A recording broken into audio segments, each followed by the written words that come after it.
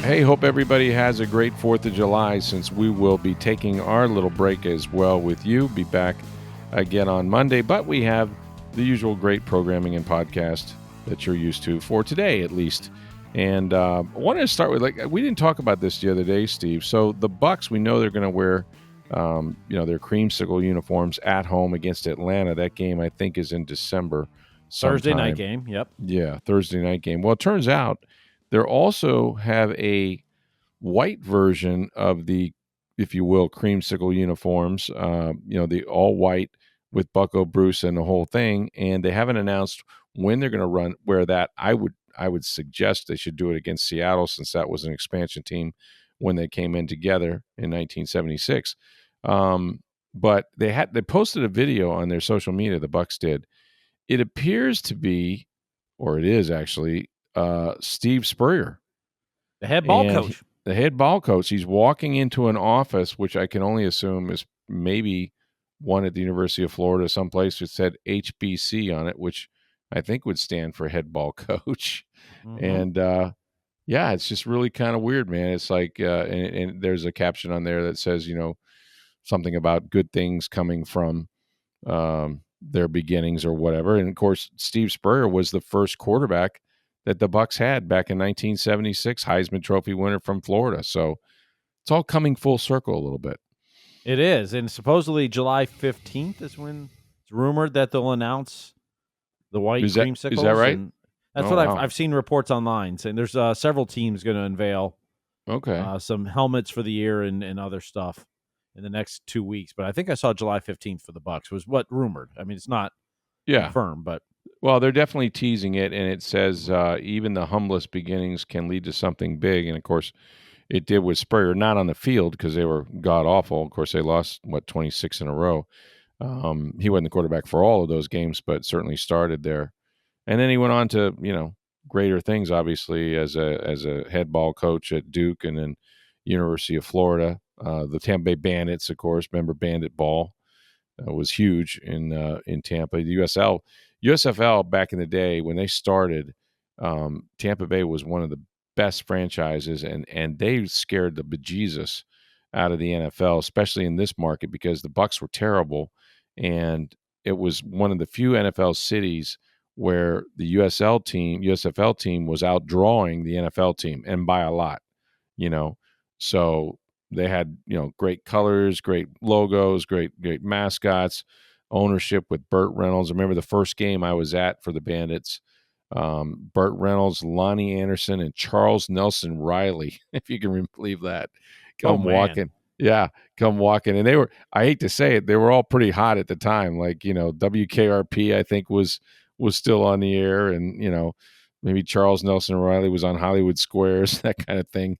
And, of course, Burt Reynolds was, Smoking the Bandit. So it was huge. And they came walking in the old sombrero, came walking up. And my job was to talk to him. So I thought it was cool. I was doing a sidebar. Dave Schreiber was the beat writer at the time. And I got in on that. So two quick Steve Spurrier stories. I have told one probably a million times before, but I'm going to tell it again anyway. I don't care. Well, first and foremost, he got the job. He was at Duke, and the Gators fired Galen Hall. Now, I'm covering the Gators at the time, and this is probably, I don't know, 88, 89, somewhere in there. The Gators at the Freedom Bowl. Duke is wrapping up whatever bowl game they had. All the AD and the administration was at the Duke game. We're out in Los Angeles. And I think that year, if I'm not mistaken, the Gators started 5-0. In fact, I think they beat LSU at LSU on a last-second field goal or something like that.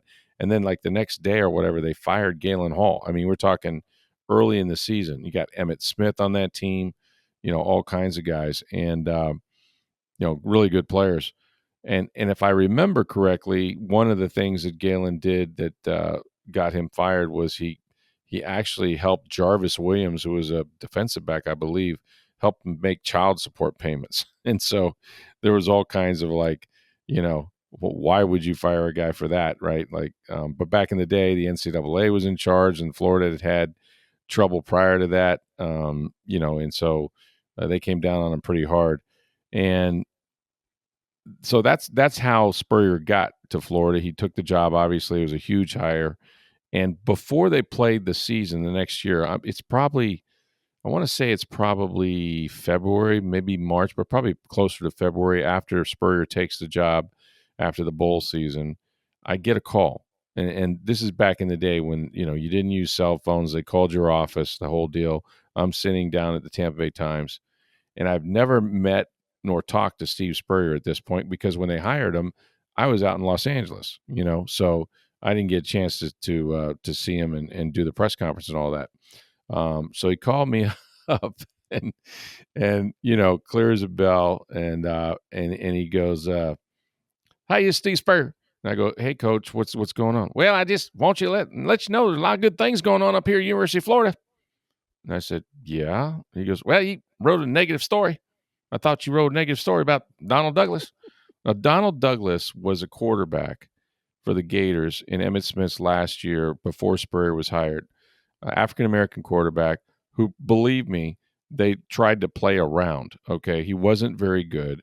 I remember the Gators beating Auburn one game when I think they allowed Douglas to attempt 5 passes.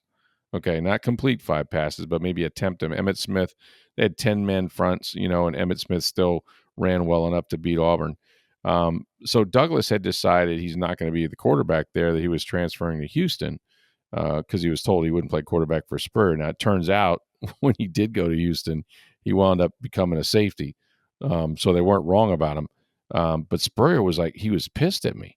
And I'd never had, college coaches call me up and tell them how mad they were about it. So I go, was there something wrong with the story? Like, did I get something wrong? I mean, I know he transferred because I talked to his coach and talked to Houston. And he goes, "Nah, I just want you to know that you write negative stories.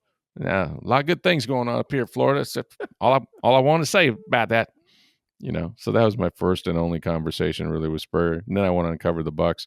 The other time was 2000 and after the 2002 season. The Bucs had won the Super Bowl, and in the preseason that year, in fact, it was week 3 of the preseason when you play, frankly, some of your starters back in the day. Washington came in here, and Spurrier's now with the then Washington Redskins at the time. And they come into Tampa, and the Bucs play their starters for, I don't know, a quarter. Maybe I don't know if they let them come back in the second half or not, which was usually the case. But Washington beats them in the preseason 40-10. Okay, at the old Sombrero, I believe it would have been Raymond James. And so fast forward, okay, the Bucs win the Super Bowl. Okay, they're Super Bowl champions. We go to the NFL Combine 2 weeks later, and Gruden's getting his back slapped and a lot of handshakes and stuff like that. And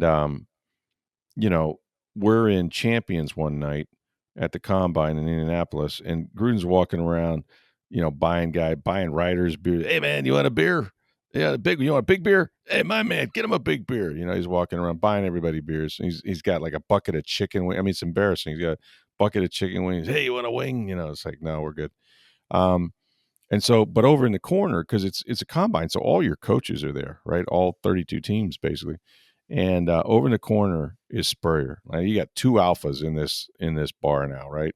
Spurrier and Gruden. And I'm just waiting for the cross, the paths to cross. And they finally do. Spurrier walks up to Gruden because everybody's, slapping his back and whatever. And Spurrier says, "Hey, just congratulations on the Super Bowl." And John's like, "Yeah, thanks a lot, man. I appreciate it." And he goes, "Well, he played you in the preseason, put 40 on you. I figured that probably got you guys pretty fired up." It's like, let me get this straight. And John goes, and Spurrier, in only the way Spurrier could do, would take a dig at the fact that he beat them 40, put up 40 on them in the preseason. As if that's what got them inspired to go on and win a Super Bowl. It was hilarious.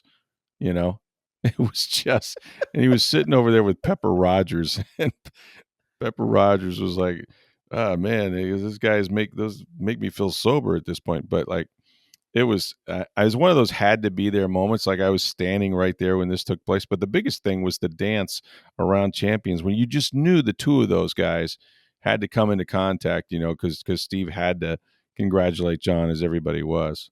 So it's kind of funny, man. The old ball coach. So now he's helping out with with the Bucs. The thing about it is that when Dungy was hired back in 1996, Spurrier was their first choice, and we thought for about an evening that he was going to take the job because Steve, for all the hell he went through as a quarterback, was he loved the Bucs, and he talked about them a lot, but he was having so much success at Florida that I think they let him sleep on it. Anyway, he decided it wasn't a great idea, and then they offered it to Jimmy Johnson, and Jimmy Johnson decided that he'd rather have Dan Marino than Trent Dilfer, which seemed like a sound decision at the time. And then, they had been talking to a lot of different coaches, offered it to Steve Mariucci. They were going to make Mariucci the coach GM. He went to bed one night saying he wanted to sleep on it because his kid was still a quarterback in the Bay Area, all this stuff. And before he could get up the next morning, they went ahead and pulled the trigger on the deal for Gruden with the 2 1s, 2 2s, and $8 million. So, but yeah, Spurrier could have been in a parallel universe. He could have been the head ball coach for the Buccos. He used to call them the Buccos. Well, maybe Bucs fans are getting their wish, and they're going to fire Todd Bowles and bring back Spurrier to coach this team. Well, he's available. He's 80. He turned 80. That got to me. Some birthdays get to you when you say, "Wait a minute, Spurrier's 80." Like, how did that happen, right? But he helped them out with this video, however it came about. I don't know if it's an old, like an old video or what. But I got one that'll get to you, and I mentioned to you before the podcast. Sure. So now that we're on July 3rd, we're more than halfway through this year. Right. You realize we're now closer to the year 2050 than the year 2000? That's about the scariest thing anyone said to me in quite some time. We're closer to 2050 than we were to the year 2000. And 2000 is the year I met my wife. It's I remember the Bucs after the 99 season went to the NFC Championship. In 2000, they were 8-8. I can remember sitting in Cincinnati. They blasted the Bengals to go 8-8, and then had to wait. And they found out on the plane that the Cardinals were going instead with the same record because of tiebreakers. Chris Jackie kicked like a 50-something yard field goal to beat the Chargers. I mean, I can remember that so vividly, and it's hard to believe. Closer to 2050 than we are 2000. Jeez. Yeah, well, and don't forget, we were just lucky to be alive in 2000 because of Y2K. So, well, that's true. That's true. Which is another story. I'm just going down misery lane here. So 2000 comes Y2K, and I mean, if you recall, like it was as if no one knew what would happen, right? When the clocks rolled over, and so and this was interesting. So we're asking, Dungy and everybody every day. It's like, are you worried about the Y2K scare? The Y2K scare? He goes, no, I'm not really. And he wasn't. He was like, no, I think it's not going to be a thing. We're like, you must be the only person that doesn't think this is going to be a thing. And but the NFL thought it was, to the point where they were playing, I believe, they were playing the Chicago Bears in Chicago on the Millennium, right? And on Sunday. And New Year's Eve was Friday, and we would typically go out on Saturday. But this is kind of a nice genius by me in a sense. Myself and Ernest Hooper, we talked to our paper, and we said, look, no one seems to know what's going to happen if we wait until Saturday when after New Year's Eve or whatever. Like, how do we know that the airlines are going to be flying, right? So they let us go up New Year's Eve.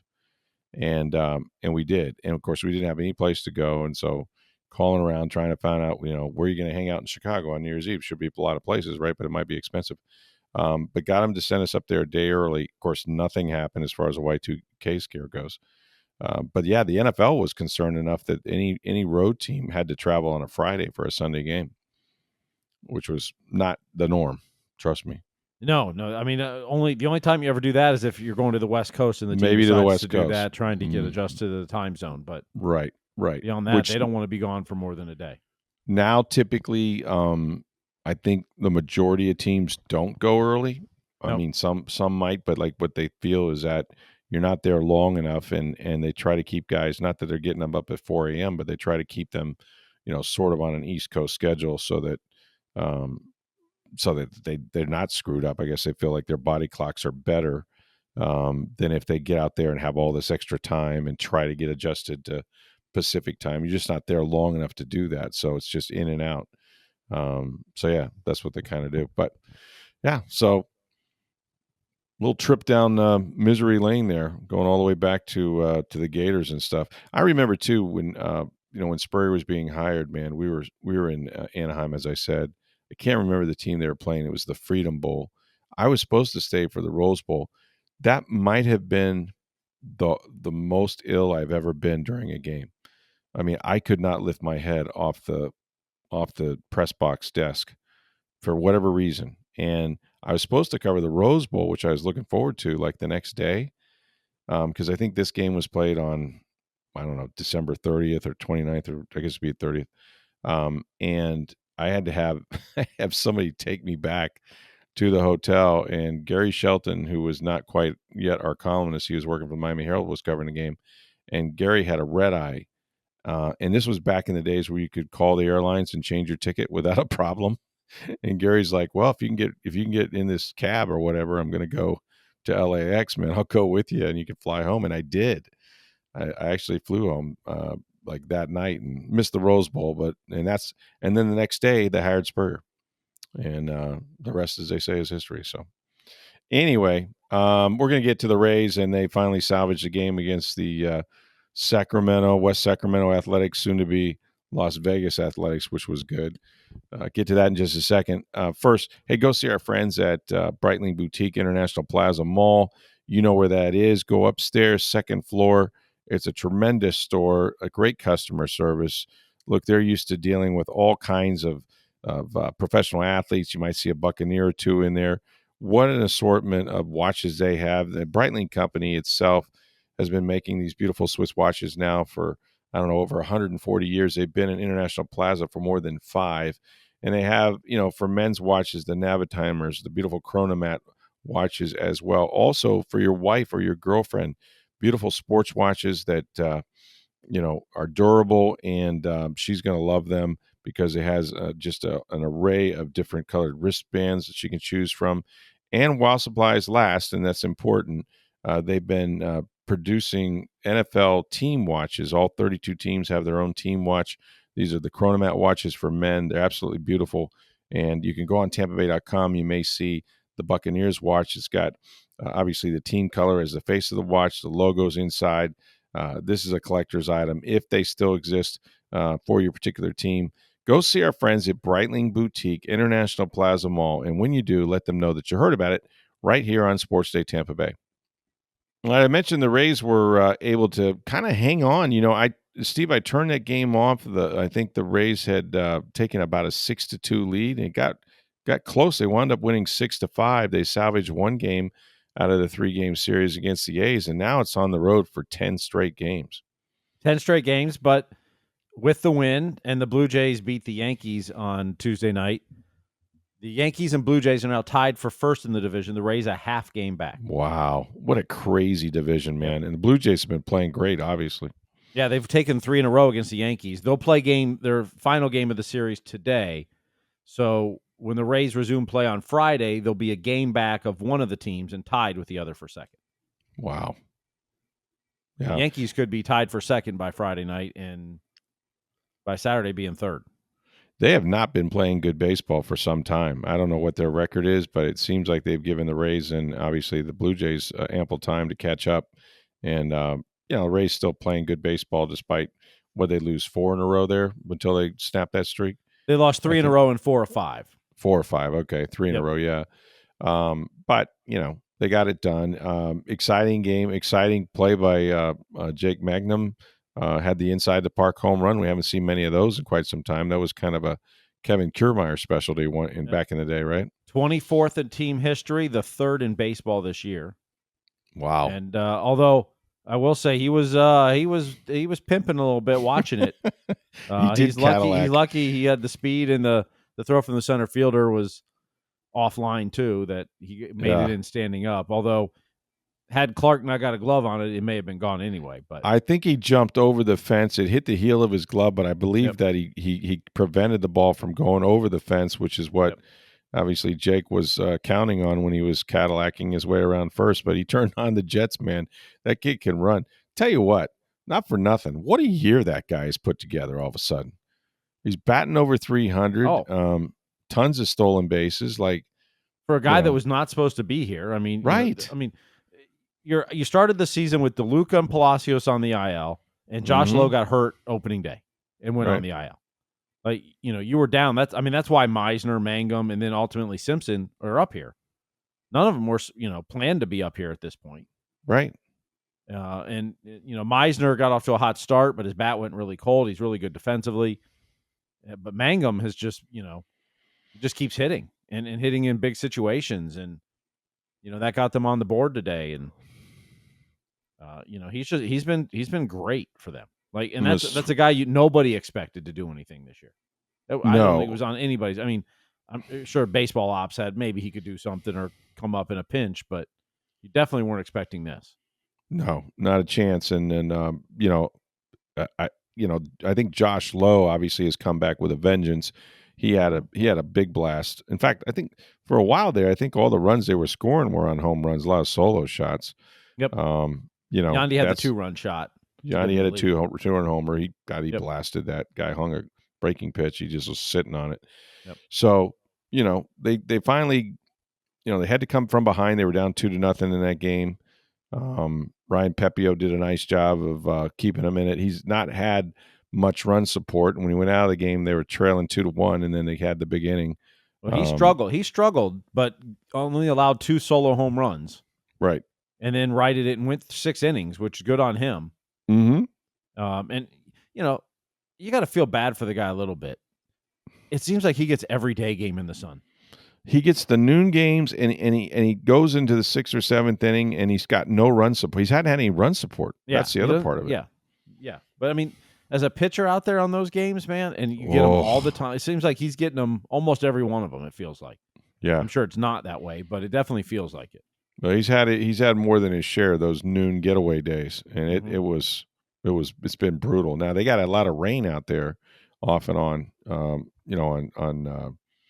In this game, but he managed to battle through it, man. He's been solid, and bullpen got a little shaky. He got a little interesting at the end there. Yeah, Orsi gave up 2 hits in the 9th. He had pitched a good 8th, gave up 2 hits in the 9th, and then Uceda came in, gave up 4 hits. They ended up giving up 3 runs in that inning, but with a 4-run cushion, it counts as a win. Yeah, they hung on, so that's good. We'll see what they do in this 10-game road trip. I'm sure they want to at least have a winning record throughout that, and see if they can stay on the path of the Yankees and maybe overtake them and or the Blue Jays, which this division now is getting bottled up again, and who knows if the Red Sox get back in it. Exactly, and so the Rays have 10 games left until the All-Star break, right? And when that ends, or when they get to the All-Star break, that'll be 19 games in 6 cities over 20 days. That's just. If you don't think that has a toll, man, that is just crazy. That's a crazy schedule. And they did it to try to avoid, the rain and the heat and all that. Well, and for instance, this weekend series against Minnesota, this was supposed to be at home. In the series they played in Minnesota earlier, they played earlier in the season, that was supposed to be on the road. They may have lucked out this week with the scheduling because Friday's game may get washed out for sure. It will, yeah, based probably on some of the rains and stuff, and who knows over the weekend as well. So, but this Friday also kicks off 35 road games in the next 49 games. Yeah, I don't even want to contemplate how they're going to navigate that. I mean, it's a disadvantage. I suppose you could say they didn't take enough advantage of the early home stands at one point, early in the season. They weren't playing well at Steinbrenner. They lost 9 out of 11, I think, there. Well, they're actually playing better on the road than at home this year. Yeah, they're, what, 5 or 6 games over 500 on the road, I want to say? I think so, yeah. Yeah. And look, they got some reinforcements coming. Ha-Sung Kim's going to be here, I don't know, maybe a week. Mm-hmm. Maybe a little longer, but he's going to be here soon. And then Shane McClanahan's starting to make his way back. Yeah. Had a good bullpen the other day. You take that at the trade deadline, those two guys. Well, yeah, and that's you don't even have to give up anything to get those guys. Right. Like that's the ultimate trade deadline acquisition. Sure. Guys that, you've made this work with guys you didn't expect. You didn't expect Taylor Walls to be as good offensively as he's been. Not that he's been great, but definitely been better of late. You didn't expect guys like Jake Mangum and that. And you didn't the pitching staff, yes, you knew they were good, but when you lose McClanahan, you didn't expect the starting pitching staff to be this good. Right. Overall. I mean, we knew they were all good pitchers, but and nobody's missed a start. They did spot start Joe Boyle one game just to push everyone back a day, give him an extra day rest, but they haven't missed a start yet. It's been impressive. Really has, and like you said, if they get McClanahan back, they've got a couple guys down in AAA that you're probably going to need them before the season is over. So they've got depth and they're playing great defense. And Yandy Diaz has a long on base streak. Like these guys, yep. Brendan Lyle's got a 16-game hit streak. Yeah, how about that? That's tied for third longest in franchise history. Yeah, incredible. The offense has been a story for them that we haven't seen this sort of balance. And Junior Caminero, my goodness, he just keeps destroying pitches. So he's on his way to hitting at least 40 home runs and maybe north of that. So it's it's a good ball club. We'll see how much the schedule affects them going forward because of the second half of the season flips over and got a lot of road games. But so far, look, pitching and defense should travel and the way they put pressure on you with their speed and power. Well, not only that, the Rays are second in batting average now in baseball. And you would never expect that from this team, right? And they are second in batting average with runners in scoring position. Right. 289 with runners in scoring position. That's an insane average. Only the Dodgers are better at 302.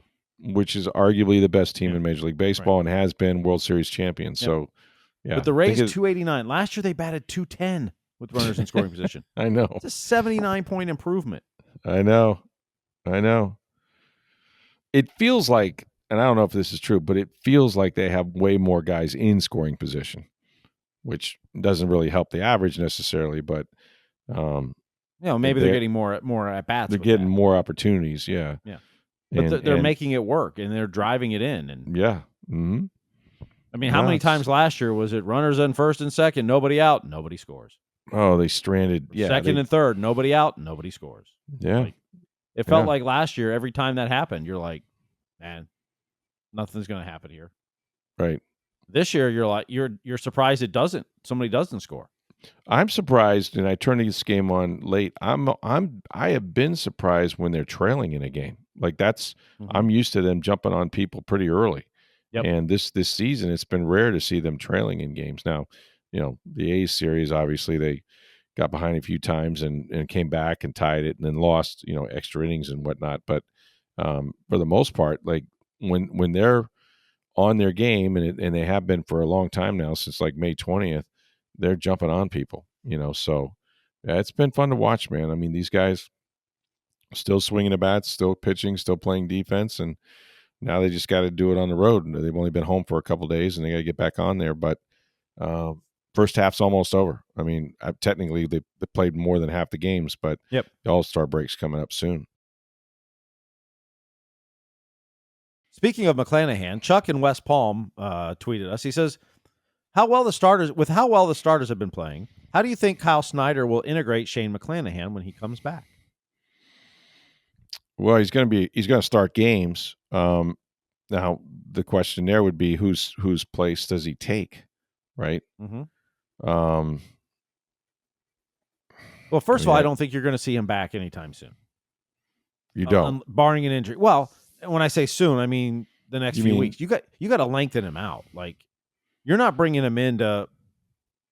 You don't have to bring him back like Shohei Ohtani to pitch an inning or two. Like your starting staff's doing great. Right. You said you went through this the other day. It's about a 4 or 5 week process, isn't it? I mean, if you're pitching every 5 days, let's say you pitch 1 inning, and then you go 2, and then you go, maybe it's 2 again or 3. Like you're a week and a half, 2 weeks out. You haven't got to 5 or 6 innings yet. So you got build-up innings, the up-downs, all that. Yeah, if they want to stretch him out, I don't think you want to take a roster spot with him to pitch an inning or two and build him up in the big leagues. Because now, if he's only going to go an inning or two, now you got to have your bullpen come in. Right. Like Ohtani, he's already on the roster. So he doesn't, that was different where he's coming in and just pitching an inning. Yeah, his primary job is to hit. So whatever you get out of him. It's probably a month away, at least. And to be honest, if you're the Rays, you're not in a rush because your staff is healthy and pitching well. Who is, if there was a guy that he was, let's say it's 1 in, 1 out as far as the starting, would it be Zach Littell? Like, who's the guy, whose spot would he take in the rotation, per se? I mean, the pitcher that's struggling the most is Taj. It's actually Taj Bradley. You're right. You know, but they also, and I don't think they'll do this, but, there's been talk with the Rays trade Zach Littell. Maybe. Yeah. And if Shane's coming back, you could make a spot that way, although I think they'd rather keep their depth. But if it can get you a big enough bat, maybe you do that. Sure. Yeah, you got value in the guy. Yeah, that makes sense. Yeah. But also, these things can tend to take care of themselves. And if he's not going to be back for, let's say, it's a month or maybe even a hair longer, who knows what's going to happen between now and the end of July, early August. Lots of things can change or happen. Pitchers could go hot or cold. Could have some injuries. Well, and I think that's why, as well as those guys are throwing in Durham right now, they got a couple of pitchers down there that can really throw, that they're not going back and forth with them because they want to save their options for when and if they do have some injuries. It would be, and I don't think they'll do this, but last season, because Drew Rasmussen was coming back so late, and it was a lot later than this, they put him in the bullpen, and he pitched an inning or two. Shane McClanahan setting up for Fairbanks, or I mean, you could do it because you're going to limit his innings anyway. Right. I don't know if Shane's ever done it. I don't know. Sometimes starters don't make good relievers, and vice versa. Right. But imagine that arm pitching every other day out of the bullpen. Left-handed arm coming every other day out of the bullpen. Oof.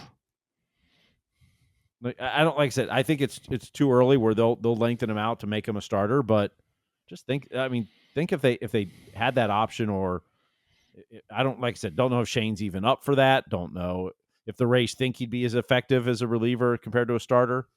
Right. This and season only. I don't mean long term. I mean this season only. And maybe they don't want him pitching every other day. Maybe they want him to get into a routine where, he has full recovery, after he throws for 5 days. Right. That could be it. Although, even if you're pitching every day and you're only pitching an inning here and there, maybe it's less strength. I don't know the science. It's less innings for sure. I mean, I think you could save his innings, just a different role. You're going to throw between starts. You'll just be out there on the mound every now and then. But yeah, it's an interesting prospect. I mean, the good news is that they got depth, and the guys that have been pitching are eating up the innings right now, and they've all been solid going deep into games. So, but you wonder, or at least I have, that if at some point when you're second in the league right now in innings pitched for among your starters, if that's not going to catch up to you sometime late in the season, and all of a sudden, they've built up, they've thrown too many innings, or they've exceeded what their career high is, and then you start to see the wear and tear. But that's something that they watch closely. So, got one more quick mailbag question here, and actually, then we have 2 comments after this one. But we'll start with Craig in Vegas, who says, "We know the Rays are about to be sold. If the Rays were given a team at the time the Marlins were awarded one in 92, I believe. We know the area was in shock when we didn't get the team then. Do you think baseball would have been better embraced by the area? Would they be in a new stadium? Your thoughts?" So what he's saying is, if the Rays had gone before the Marlins, would it be a different situation? Or the Rays started in 92 instead of 98, got the team much earlier in the process. Right. I don't know where 92 was the timeline. I mean, you would have been awarded the team probably in 90. Mm-hmm. So, that you would have had before Chicago or San Francisco or any of those. I don't remember the timeline of stadiums and that, but you'd have had 6 more years, Mhm. to contemplate it, to negotiate it, to Yep. try to bring it to a closure. I mean, that was the thing. And I was surprised that they didn't get the first wave of expansion. I Yep. remember vividly how much disappointment there was on behalf of everybody. That wait a minute, Miami is getting a team, and that sort of thing. But um, I don't know. I drove by the Trop today on my way out to the beach, and man, it's still surreal to see. Mhm. To see that building with no roof. My It is. daughter asked me, she goes, "Are they ever going to fix that thing?" I'm like, "Well, they're trying to get the panels from China." Um, but you know, it's it's really unreal that this Yep. baseball team has had to endure that. And again, it's not the biggest hardship that people face to the hurricane, but um, man, what a symbol of that destruction that we had. I think a lot of how that would have played out if they got the team is who would have owned the team then. And I Right. wasn't here at that time, but from everything I understand, when Vince Namoli got the team, he probably should have built a stadium instead of just signing a lease in St. Pete at the Trop. Well, except I That was the believe that was the intent of building it many, many years well, before baseball came here, right, was that if you build it, they will come. And in fact, that's what transpired. I mean, right. I think it made their, I don't know who else at that point after Miami got a team, but I think it made the selection of them as an expansion city easier because they had a place to play. It did, but they didn't have to play there. Vince Namoli chose to. True, but I Right. mean, I wasn't here, so I could have that wrong. This is what I've been told over the I years. yeah, I think it was awarded. Look, It was a um, stadium that really wasn't fully up to MLB standards, in but what way? I don't know. This is what I was told. I was told that Vince Namoli could have tried to build his own stadium. Instead, took the easy way out, signed that lease Yeah, that was ironclad, concrete, couldn't get out of, etc. right. That maybe things would have been different if he would have just built his own stadium instead. And who Yeah, knows? I mean, it's my easy to go feeling back at and the say it would have been. time, going like just because Mark Topkin covered all of this expansion stuff. Look, Mhm. really, St. Petersburg was responsible for building many stadiums Yes. around the nation. Yes. Pac Bell, as it was called at the time, in San Francisco. In Seattle, they were after them. New Comiskey Park, or U.S. Bank, whatever they call it now. The White Sox, because I went up there and did a series and a story about it, talked to Ozzie Guillen, who was playing shortstop at the time. Jim Fregosi was the manager, for God's sakes. And those guys, to a man, were prepared. That's, to me, the closest they got was with the Chicago White Sox. And that's when the governor, when it was time for the vote, he didn't have enough votes. He literally physically moved the clock back, so that, or had somebody do it so that they could have more time to scurry up and get the votes. So I had a feeling that the way baseball felt about it was, look, um, St. Petersburg had Tropicana Field. They went ahead and made the investment without a team. Um, all these other teams sort of promised to move there, and then at the last minute got their stadium deals done. It was really because of St. Petersburg and their people built the damn thing that they had leverage against their own cities, and they got those new stadiums in those cities. And there was no getting around that. So I I think that baseball almost felt like, if we're going to award Mhm. them a franchise, it needs to go in that building Yep. that has built so many other stadiums for us around the league. I don't think it was even a consideration that he would play someplace else. Good, bad, or indifferent. And obviously, no one thought that it would last until what could be 2030 now, depending on whether they extend the lease. But yeah, it's a good question. Look, Tampa, back in those days, Tampa and St. Petersburg were not simpatico. They were both gunning to move franchises, some to Tampa. Obviously, St. Pete, when they got the stadium, wanted anybody, everybody.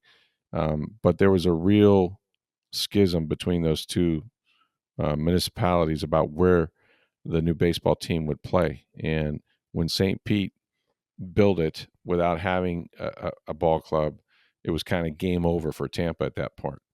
And so I just, my memory of it is that they were going to go to the Tropicana Field, or at that time whatever it was called, the Thunderdome, I guess. And there really wasn't a whole lot of talk about it. That's where baseball felt like they needed to be, and it, the stadium obviously had a ton of flaws, still does, and yet probably better suited right now than Steinbrenner is, right? In terms of, you get to the postseason and they're talking about moving the team, and if you go to the ALCS, may have to play in Miami or Atlanta. Like, man, that's a whole different conversation. It's not good for the Rays, but it's what they have to put up with. And so far they've pieced together a pretty good season, and I thought it would help them being outdoors in Tampa. Turned out it wasn't such an advantage early on, but now they've turned it around, and they're having a special year. And whether that's coincidence or just the ball club's better, I think we'll have to see. But it's definitely going to be a story if they advance in the postseason. It's going to be a big story. Yep. We'll end on this. Go Snarf had just a quick comment. Says the Ray sale has me on pins and needles. When is your next vacation? Because I know the sale announcement will happen while you're on hiatus. Well, typically, to be honest with you, I'm supposed to be on vacation now. It doesn't feel like it because I'm doing a lot of things. So anytime between now and, say, July 24th, it should happen. Yes. But you might want to check. Or the Bucs bye week, maybe. Bucs bye week would be a good time. Or you might want to see, like, if Mark Tompkin has anything planned, because it's his beat. I mean, it's not I don't care. I'm not going to be pulled into the Rays if even if they do something. But yeah, but this podcast would. So see, I mean, well, you may not we be writing would. It, but no, well, we'll always hop on if we have to. It's not a thing. It's just couple phone calls, hit record, right? However you do your magic there on the interweb to get us posted. But yeah, usually during vacation. So I would say between now and July 24th, there's a pretty good chance of something significant happening, whatever that is. We'll have to wait and see. So anyway, hope you guys have a great 4th of July. Make sure you get on down to Breitling Boutique International Plaza Mall. Check out the NFL watches, all 32 teams represented while supplies last. You got watches for your wife, your girlfriend, sports watches, you name it. Breitling Boutique International Plaza Mall. Thanks for listening. For Steve Versnick, I'm Rick Stroud of the Tampa Bay Times. Have a great and safe 4th of July, everybody.